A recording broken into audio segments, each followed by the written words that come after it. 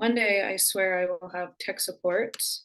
Until then, please forgive this blurry video and my microphone not um, attaching to Zoom for some reason. I wanted to talk about what dreams mean for connection. Obviously, everybody needs connection, and we're experiencing for the first time, or for the first time in our known history, so many different ways to connect globally, cross culturally, virtually, in person, etc. We have a lot of different means of connection, different kinds of structured connection, like retreats or work environments, unstructured connection, like different kind of parties. We have connection involving a lot of different mediums for connection, like drugs, synthetic drugs that are, new to our experience. Um, Drugs that are medicines, plant medicines that have been around forever, but have just been introduced to, different countries around the world. So, dating connections, online, in person, through different things, through matchmakers, but whatever, that's besides the point. Anyways, we are social animals and we need connection, obviously. Um, I mean, I guess you could go like sit at the top of a mountain forever and meditate, and that's possible, but most of us aren't going to do that. So, for the rest of us who are social animals, and even if we are hermited, we still need connection. And it's interesting that the more we become seemingly homogenized in culture, the more that we try to all conform to the same kind of work schedule, the same kind of beauty standards, the same kind of social standards and cultural standards. And, with the mix of cross culturalism, it's like, oh, well, we need to find new mediums that we can all share and come together. And so we need to homogenize and all be the same thing and be on the same page about issues and do all the same things so we can be peaceful. And the more that we do that, it doesn't seem to work. External homogenization on the surface may seem logical, but it's not. I don't think that it's working. When I look outside and see the social status, I see more division, or I can't say than ever because I don't know ever, but there is so much division that's unnecessary. And I think it's through this forced homogenization and trying to force everyone to think the same and be the same and have the same opinions and beliefs that we're actually seeing a lot of even like more tension, um, instead of being able to honor ourselves as unique, because we are all created uniquely. And I think that the best kind of socializing and forming social connections, forming communities, forming strong families, forming friendships, will come in the form of being able to honor our uniqueness in a way that can coexist with one another. Obviously, I'm not dealing really with politics or anything like that where it gets a little bit more messy, but in terms of socializing and being in communities and peaceful and flourishing communities where we're helping each other grow and live our biggest stories and our best lives, and supporting each other in finding what that is, instead of supporting each other and trying to homogenize and be the same and fit into standards of all kinds. um, I think dreaming is an amazing way to help each other express ourselves as unique. And I think that Jungian perspectives and psychology is has a great way of describing how working with dreams and working with the subconscious at the same time we connect with the self, we are also opening ourselves as and our uniqueness. We actually do not step further back from connecting with others, we step forward into connecting with others. And I'll describe what I mean by that. So in Jungian terms, when he's talking about dream work and other kinds of, creative explorations with subconscious images and stuff like that, he's talking about connecting with the self with a capital S. So he discriminates between, I could be missing some aspects here. I don't have it written down, but basically he discriminates between an identity, an ego, and a self. And so the identity is like the masks we wear in socializing. So maybe a different mask when you go and see your parents, and then when you go to a party, and then when you go to work, etc. You get it. And then the ego is the way we identify ourselves. It's our sense of self as separate from other people. So it's our I identification. I am this age. I come from this culture. I am whatever. And then there's the self, which is not the ego or the identity. It's with a capital S. And it means our connection with the collective self. And so this is where like archetypes come in, and archetypes meaning symbols, character types, cycles, cyclical aspects of life that appear in all various cultures throughout the world and throughout time, not from any record of human to human conscious interaction, but simply from what seems to be a fundamental resource that we all have, that we all share, that we are all connected with. And this is where the archetypes come from. So, for example, in all cultures throughout the world and throughout history, there will be the archetype of the magician and the sage and the child and the traveler. I don't think traveler's technically one of them, but you get it.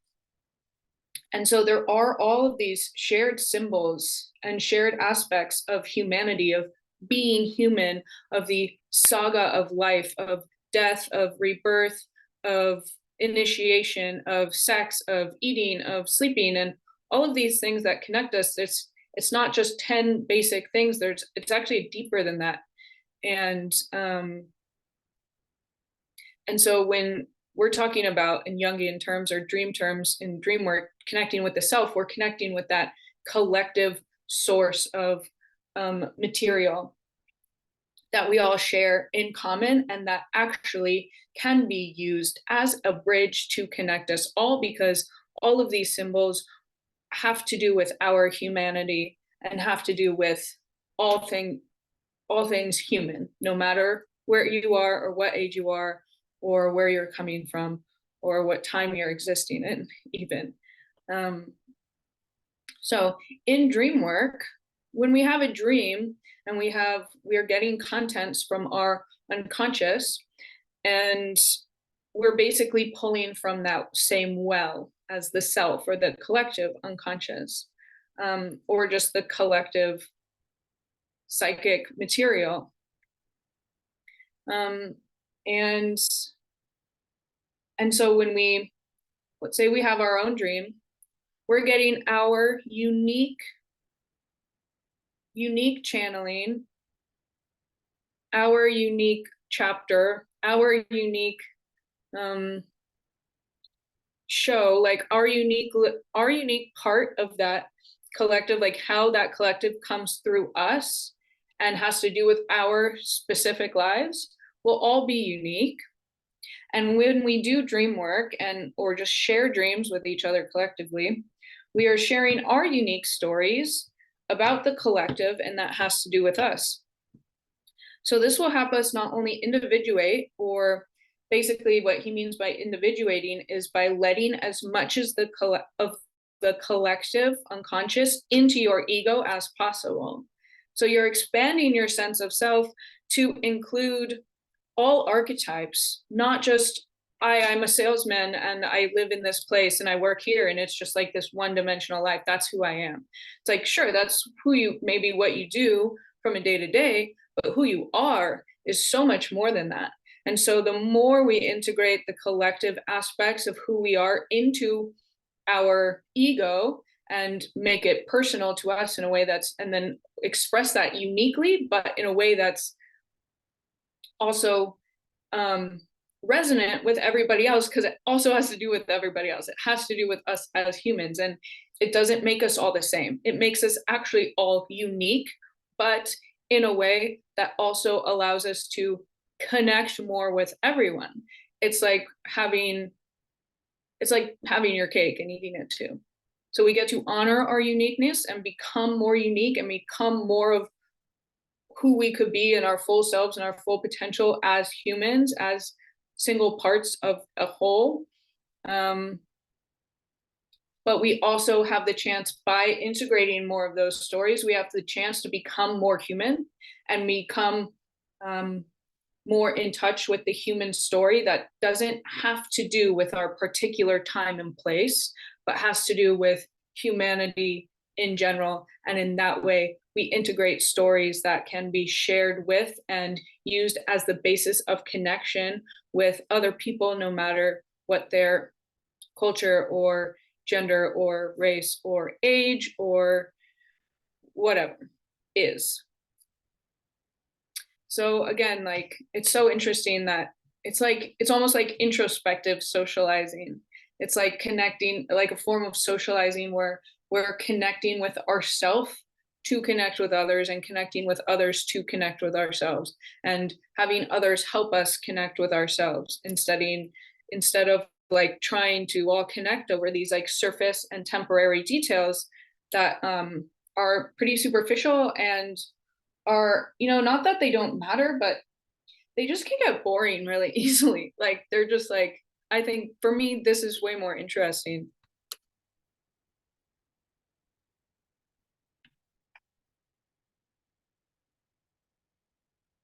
So yeah, again, like, this connects us on sharing dreams and sharing the content from like our personal and collective unconscious. Really is like, it really goes, it's a great way to just shoot right past social programming, cultural programming, politics, social standings, um, you know, social groupings, and transcend all of that, transcend these barriers that we've built up. And I think this has the potential, doing this has the potential to unite us um, as humans throughout time and space. I mean, I wrote this is what I wrote. Sharing dreams is a uniting force of humanity, and this kind of connection will play a huge role in the saving grace of our discord. I truly believe that. I mean, I've just, from my experience, this will happen. This will happen in your experience. It has happened in mine for sure. I've had experiences where I've tried various times to connect with people socially and like in social settings, and never clicked, just did not click.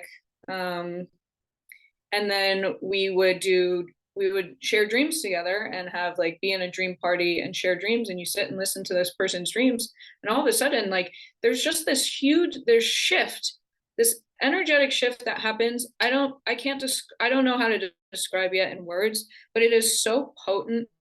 um there's no way to miss it.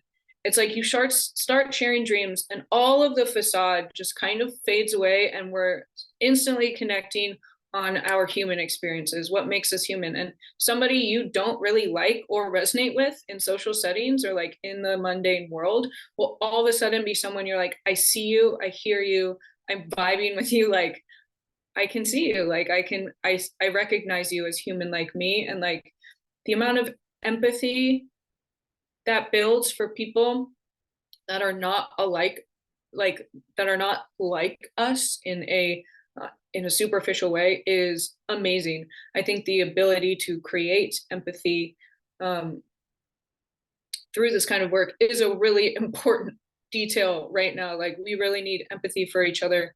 Um, and we really need to be able to like see past all of the things that have been built up and are very popular right now for some reason to accentuate our superficial differences. Um, so having a tool to come together that's accessible for everyone. This isn't, we don't have to, you don't even have to learn anything new. It's not like you have to learn yoga or learn this meditation or learn this practice or anything. You don't. It's just coming to you. Dreaming is something we do naturally, and whether people remember it or not is a different story, but anybody can remember dreams. And it might take a little bit of effort or practice or making something a habit, but other than that, that's all it takes. All you have to do is write them down. And dreaming is a resource for everyone, so it's a tool and a medium that everyone can use.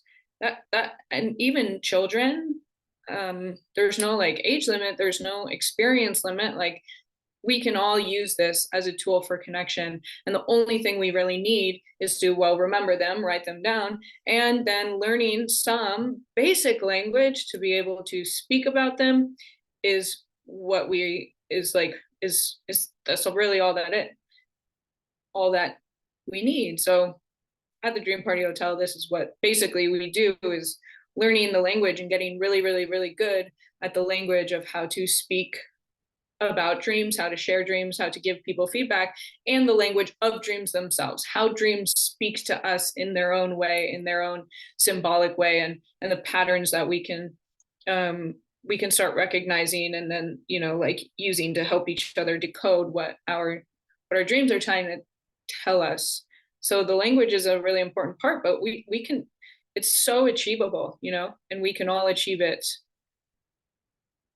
It's really accessible to all people, and I think that's one of the reasons why this is a really great option for us for everybody to learn and everybody to incorporate into their lives, and really like to incorporate as culture, as normal, because it is normal.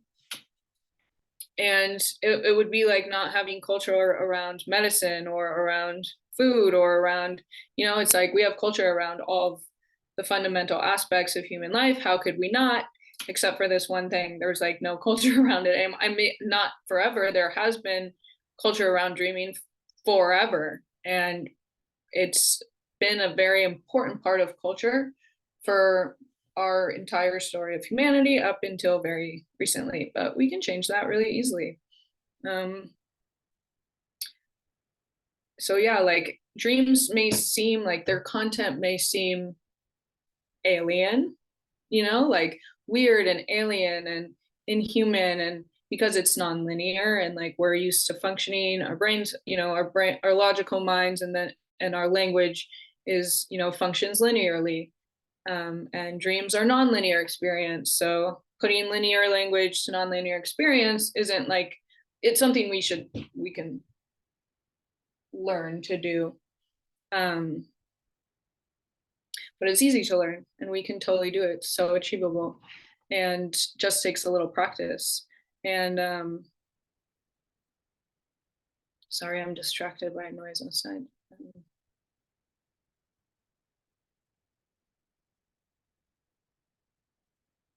Yeah, it's like so dreams may seem like alien, but actually, like we've been talking about, there is, once you start hearing other people's dreams and having other people hear your dreams, you see instantly, it's not even seen, you can feel instantly the humanity of dreaming and of dreams and how they really connect us in the human experience, both on an individual level and a collective level.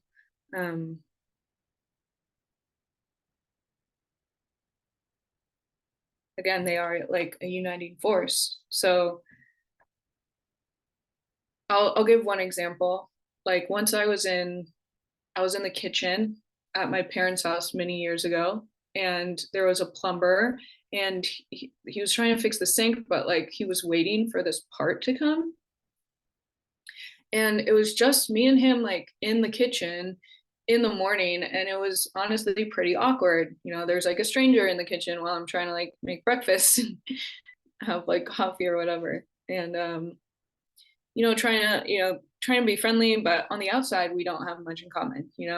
And so we kind of like hit the basics, like how about them Giants, and like as in baseball, and also like commenting on the weather, like stuff we ran through the things we seemingly have in common real fast, and it's like there was so much awkward silence. And anyways, he was asking me what I was getting ready to do, like what kind of work I'm doing or interested in. And at that point, anyways, I told him I was like interested in dreaming, and that's the kind of work I do. And all of a sudden he like totally switched, he lit up, and he was like, oh my God, every night when I go to sleep, I lay down, I close my eyes, I go out of my body and I scan my body for imbalances. And this is how I keep myself healthy. And this is how I know what my body needs, and da da da da. And I was like, so you intentionally like leave your body? I was like, what? Like, okay, all of a sudden we went from nothing in common and nothing to talk about to everything to talk about. I mean, talk about a gateway to conversation and a gateway to connection. It's like the second we started talking about dreams, we were like connected as human beings, and we could just talk and connect and recognize each other and be interested and be excited and have this ongoing conversation. Wherein, like, that would not, I don't know how we would have connected like that ever, using just like basic societal normal standards for like communication and talking and like connecting. So I like that story just to show an example about how like somebody you think like who seems like on the outside could not have much in common with you and be like, what are we going to talk about? And then to the opposite, complete other end of the spectrum, which is like feeling connected, feeling recognized, being inspired and eager and interested in a conversation and a connection with another person.